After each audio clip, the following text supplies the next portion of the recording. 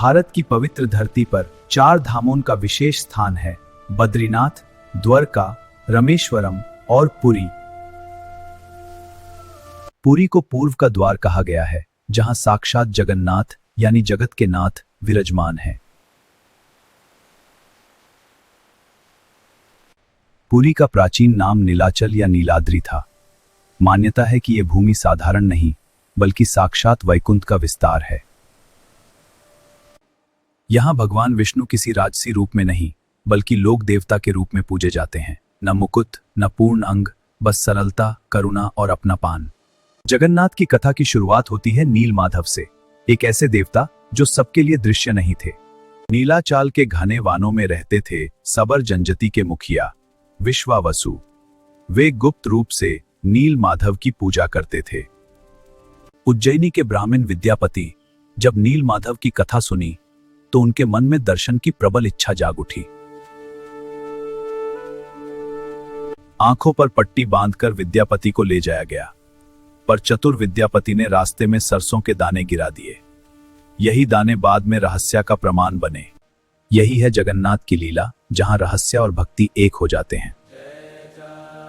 अवंती के प्रतापी राजा इंद्रद्युम्न भगवान विष्णु के परम भक्त थे। उनका जीवन राज्य से ज्यादा भक्ति को समर्पित था।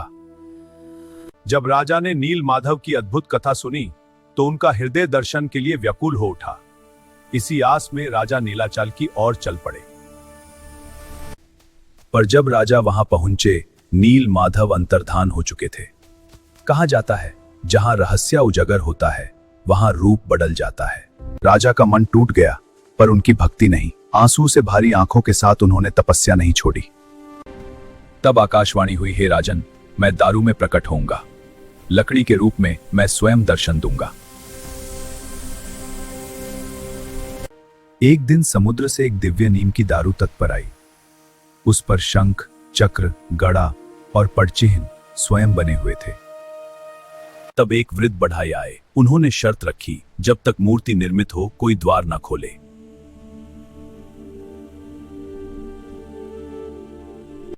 पर राजा धैर्य न रख सके। द्वार खुलते ही वह वृद्ध अंतर्धान हो गए। जो मूर्तियां रह गईं, वे अधूरी थीं। यही है जगन्नाथ, बलभद्र और सुभद्र। बिना हाथ, बिना पैर, पर दृष्टि अपर। हाथ नहीं, क्योंकि कर्म हर व्यक्ति का अपना है। पैर नहीं, पर वे हर जगह विराजमान है। नेत्र विशाल, क्योंकि सब बराबर हैं। ये भगवान राजमहल के नहीं, जन्मनास के हैं। यही जगन्नाथ हैं, सरल, समर्पित और संपूर्ण। जय जगन्नाथ। राजा इंद्रद्युम्न ने नीलाचल पर्वत पर भगवान जगन्नाथ का यह भव्य मंदिर निर्मित कराया। कलिंगा स्थापत्य शैली में बना यह मंदिर 214 फीट ऊंचा है और अपनी दिव्यता के लिए पूरे विश्व में प्रसिद्ध है। मंदिर के शिखर पर लहरता है पतित पवन ध्वज। ये केवल एक ध्वज नहीं, मान्यता है जब तक मंदिर पर यह ध्वज लहरता रहेगा, पृथ्वी सुरक्षित रहेगी। जगन्नाथ मंदिर की सबसे अनोखी परंपरा है राथ यात्रा। साल में एक बार भगवान जगन्नाथ, बलभद्र और सुभद्रा अपना मंदिर छोड़कर गुंडीचा मंदिर जाते हैं। यह दर्शाता है भगवान केवल मंदिर में नहीं, भक्तों के बीच आते हैं। 3 देवताओं के लिए 3 विशेष रात होते हैं। नंदी घोष भगवान जगन्नाथ का रात, ताला ध्वज बलभद्र का रात, माता सुभद्रा रात। राथ यात्रा के दौरान पुरी के राजा स्वयं स्वर्ण झाड़ू से मर्ग साफ करते हैं। यह परंपरा सिखाती है भगवान के सामने राजा और प्रजा एक समान होते हैं। यह विनम्रता का सर्वोत्तम प्रतीक है। जगन्नाथ मंदिर का महाप्रसाद पूरे विश्व में प्रसिद्ध है। यह मिट्टी के बर्तनों में बनता है। 7 बर्तनों में ऊपर नीचे पकाया जाता है, फिर भी कभी अपवित्र नहीं होता। यहाँ राजा और रंक, ब्राह्मण और शूद्र सब एक ही पंक्ति में महाप्रसाद ग्रहण करते हैं। यह दर्शन देता है भगवान के सामने सब समान है। हर 12 से 19 वर्ष में होता है नवकलेवर।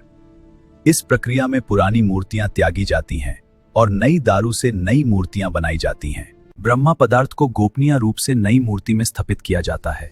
यह प्रक्रिया बताती है शरीर नश्वर है पर आत्मा शाश्वत है। इस मंदिर की ध्वजा हमेशा हवा के विपरीत लहरती है। सिंह द्वार में प्रवेश करते ही समुद्र की आवाज सुनाई देती है, पर जैसे ही अंदर जाते हैं एक अद्भुत शांति छा जाती है। कहा जाता है इस मंदिर की छाया कभी भी जमीन पर नहीं पड़ती। विज्ञान आज भी इन रहस्यों पर मौन है। कहा जाता है अमरनाथ से लौटने वाला वही नहीं रहता और पुरी से लौटने वाला कभी अकेला नहीं रहता। जगन्नाथ दर्शन के बाद अहंकार टूट जाता है, दृष्टि बदल जाती है और जीवन सरल हो जाता है। जगन्नाथ कोई मूर्ति नहीं है, वो भाव है, वो समर्पण है, वो समन्ता है। यहां न जाति है, न भेद है, न भय है, बस भक्ति है। जब समुद्र की लहरें पुरी के तट से टकराती हैं, तो लगता है जैसे वो कह रही हों, जय जगन्नाथ, जगत के नाथ सबके साथ।